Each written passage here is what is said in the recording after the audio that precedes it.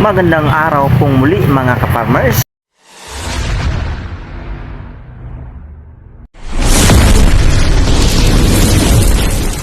Nandito naman po tayo, no? Magpapasilip na naman po ako uli. Lagi na po tayo nagpapasilip mga ka-farmers ng pagpipinis ng selector knife. So ito po mga ka-farmers, nag-ano lang po ako, nag voice over lang po ako mga ka-farmers kasi po napakaingay po kung magsasalita po ako kasabay ng andar po ng makina po natin, kaya mas minabuti ko pong mag-voice over po mga ka-farmers. Kaya ito po, samahan nyo po ako dito sa akin pong pagpipinish po ng selector knife mga ka-farmers.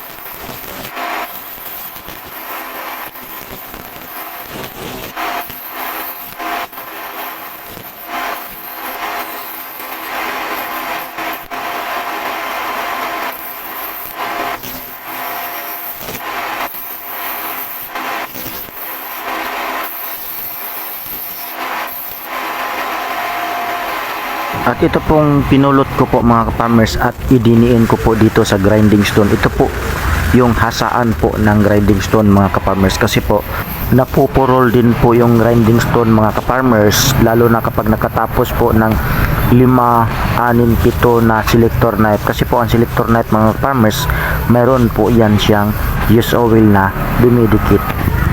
Grinding stone mga ka-farmers, mayroon po tayong mga use oil na dumidikit po doon sa grinding stone, kaya po kailangan po siyang tanggalin para magiging matalas po ang dating po ng grinding stone. So yun po ang pampatalas ng grinding stone po namin mga ka-farmers.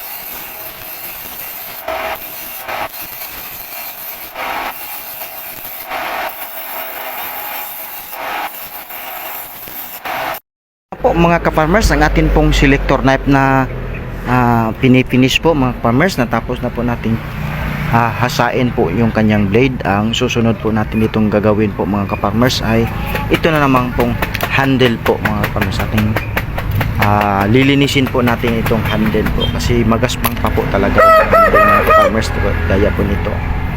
Ayan, hindi pa po siya align, so kulang pa po nito. Ay i-grind din po natin itong handle mga ka-farmers, ipo-polish para po hindi po siya rough kung mahawakan mga ka-farmers. So tutuloy po natin ang paglilinis po ng handle po ng selector ka-farmers, no? Kakatapos lang po natin itong hasain ng kanyang blade. So ngayon po mga ka-farmers, ang gagawin po natin ito, ililinisin natin po itong kanyang handle po mga ka-farmers. Ito po siya mga ka-farmers, medyo marami-rami po ito, hindi po marami-rami ng konti. Yun ang tamang term. Hindi naman po ganong marami-rami ng konti. Yun po tama. So ito po, samahan niyo po ako dito mga ka-farmers.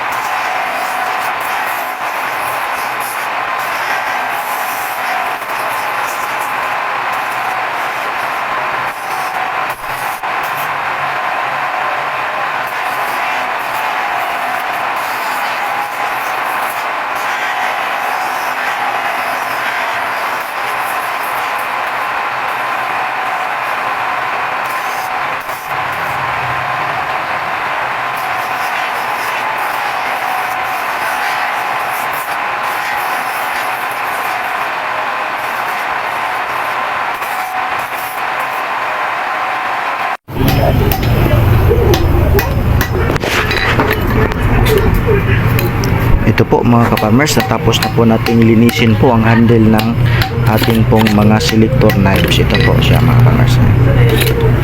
Yan po. Yan.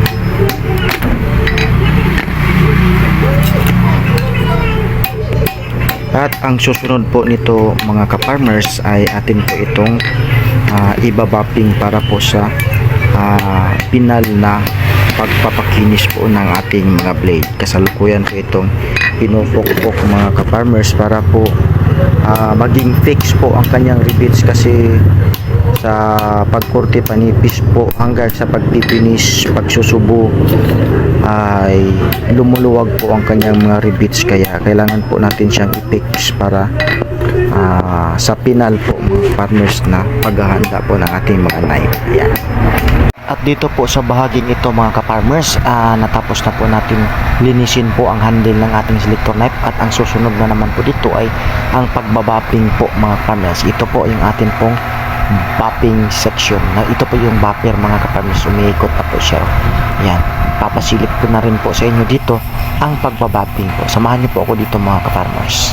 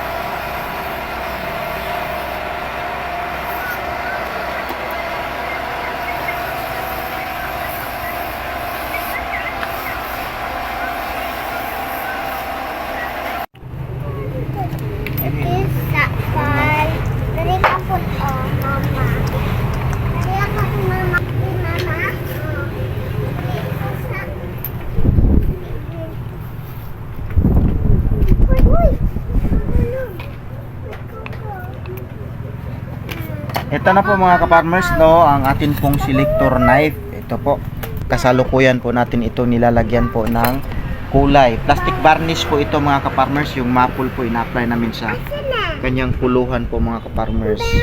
At mula po doon sa raw materials mga ka-farmers na coil spring hanggang yung naalala nyo po mga ka-farmers, yung atin pong tinutuwid na coil spring ng motorsiklo. At pinupukpok yun po mga ka-farmers. Pagkatapos nilalagyan ng handle. Pagkatapos ng handle, kinuporte at pinapanipisan po mga ka-farmers, sinusubhan, sinipinish, pinupulish hanggang sa naging ganito siya mga ka-farmers, no? Talagang mahaba-haba po ang kanyang proseso ng paggawa po nito mga ka-farmers, kasi ano po ilang proseso ba yun? Marami-rami rin yun, mula sa pagtutuwid, yung ano po, yung termino namin na pagpapalubot po mga ka-farmers, yung inuuna po namin yung lagayan po ng handle at paglalagay po ng tumoy yun, yung duluhan po mga ka-farmers, yung dito po na bahagi, itong mismo yung pagtutumoy, ito po yung pagtutumoy mga ka-farmers. At pagkatapos hinihilaw po namin mga ka-farmers, isang gabi po itong hinihilaw at nilalagyan, at pagkatapos po na hinihilaw tinutuwid na rin po at nilalagyan po siya ng handle at kinukorte panipis, nire-rebits. Maraming proseso po ang dinadaanan nito mga ka-farmers, kaya marami pong mga kasamahan namin na talagang ano po, na aano sila dito kasi marami pong proseso ang pinagdadaanan po ng selector knife na ito. Kaya ito po, napaka trabahoso, marami po siyang pasikot-sikot na mga proseso dito mga ka-farmers. Yan po. Pagkatapos nito, babandil to ito mga ka-farmers para ready to, ano na po ito sa doon sa nag-order po sa amin.